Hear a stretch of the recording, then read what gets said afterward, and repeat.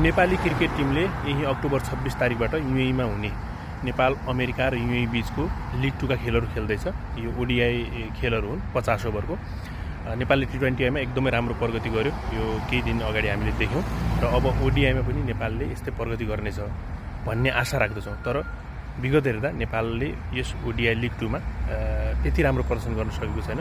त्यसकारण नेपाल अहिले अङ्क तालिकाको पछाडिबाट दोस्रो स्थानमा रहेको छ भने युएई भने लास्ट स्थानमा रहेको छ, अमेरिका धेरै माथि नै रहेको छ।